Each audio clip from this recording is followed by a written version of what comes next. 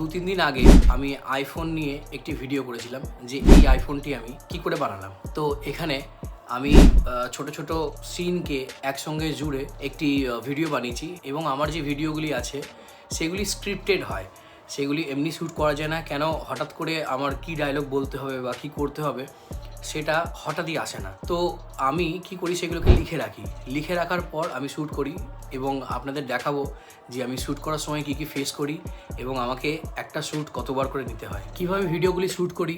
চলুন দেখা যাক। হ্যাঁ, এরকমভাবে ধর আমি ওইখান থেকে আসবো, ঠিক আছে? আর দেখছি ধরে রাখ, ঠিক আছে? আমি এখান থেকে স্টার্ট করব। এই জায়গাটা ভালো আছে, লোকেশনটা পুরোনো বাড়ি।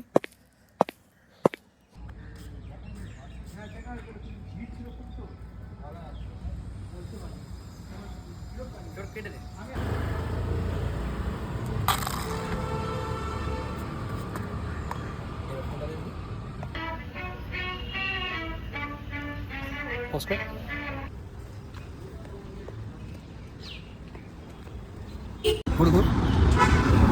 তাড়াতাড়ি আসতে না।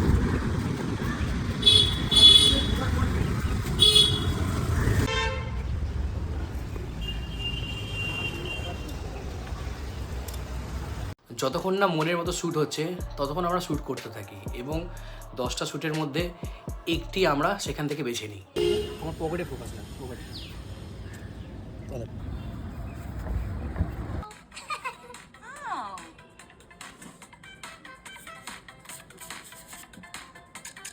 করো না, এটা নিয়ে হ্যালো করো তো এটা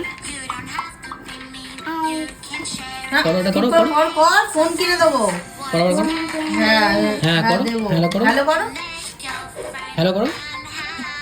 এতদিনে এটা বুঝতে পেরেছি যে কোনো কিছুই কঠিন নয়, সব কিছুই সহজ যদি চেষ্টা করি। আমার ভিডিওর ব্যাপারে কোনো নলেজ নেই, এডিটিংয়ের ব্যাপারে কোনো নলেজ নেই।